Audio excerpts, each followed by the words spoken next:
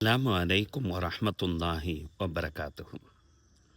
பத்ருனுடைய போர்க்களத்தில் பிணை கைதிகளாக பிடித்து வரப்பட்ட எதிரி படை வீரர்களை விடுவிப்பதற்கு பிணை தொகையாக நபி ஸல்லல்லாஹு அலைஹி வஸல்லம் அவர்கள் எதனை நிர்ணயித்தார்கள் என்று சொன்னால் அவர்களுடைய கல்வியைத்தான்.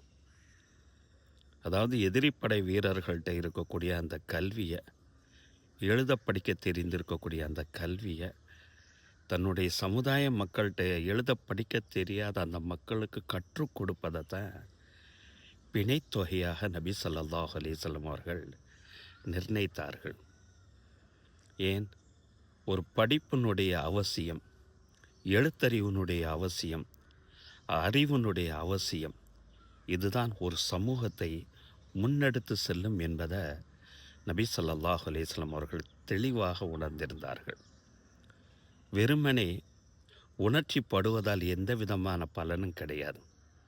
அறிவுபூர்வமாக கல்வியை வைத்து சிந்தித்து இதனை செயல்படுத்த வேண்டும் என்பதில் ரசூல் ஸல்லல்லாஹு அலைஹி வஸல்லம் அவர்கள் முன்மாதிரியாக திகழ்ந்தார்கள். அதனால் தான் அவர்களுடைய வாழ்க்கையில் வெற்றியும் பெற்றார்கள். தன்னுடைய அனுபவத்தை ரசூல் ஸல்லல்லாஹு அலைஹி வஸல்லம் சமூகத்துக்கு மத்தியில் சொல்லையில் ஒரு ஆர்வம் மூட்டுதலாக சொல்லுவாங்க. சஹீஹ் இப்னு மாஜாவில் ஒரு ஹதீஸு பதிவு செய்யப்பட்டிருக்கும். அபூதருங்கிற அந்த சஹாபியை கூப்பிட்டு ரசூல்லா சொல்லுவாங்க, அபூதர, நீ குர்ஆன் ஷரீஃப்லேருந்து ஒரு வசனத்தை கற்றுக்கொள்வது, குர்ஆன் ஷரீஃப்லேருந்து ஒரு வசனத்தை கற்றுக்கொள்வது நீ 100 ரக்காத்து தொழுவதை காட்டிலும் மிக சிறந்தது.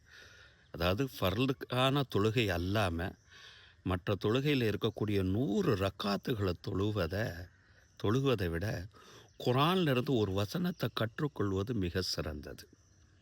அதை விளங்கி ஆராய்ச்சி செய்வது. அதே நேரத்தில் நீ பள்ளிக்கூடத்துக்கு சென்று கல்வியை கற்றுக்கொள்வது, பள்ளிக்கூடத்துக்கு சென்று நீ கல்வியை கற்றுக்கொள்வது, நீ அந்த கல்வியை கற்றதுக்கு பின்னால் அந்த நேரத்தில் நீ செயல்படுத்தினாலும் சரி, செயல்படுத்தாமல் போனாலும் சரி, நான் கல்வி என்று பலன் தரக்கூடியதல்லவா. அவ்வாறு கற்றுக்கொள்வது ஃபர்லான வணக்கம் அல்லாத நஃபிலான 1000 ரக்காத்துகள் தொழுவதை காட்டிலும் மிக உன்னதமானது, சிறந்தது என்று நபிகள் நாயகம் ஸல்லல்லாஹு அலைஹி வஸல்லம் அவர்கள் கல்வி கற்பதை கூட வணக்கமாக நம்ம சமுதாயத்துக்கு மத்தியில் வெளிப்படுத்தி காட்டினாங்க. ஆனால் அப்படிப்பட்ட உன்னதமான வணக்கத்தினுடைய விஷயத்தில் நம்மளுடைய சமுதாயத்தினுடைய நிலை என்ன என்பதை யோசித்து பார்ப்போம்.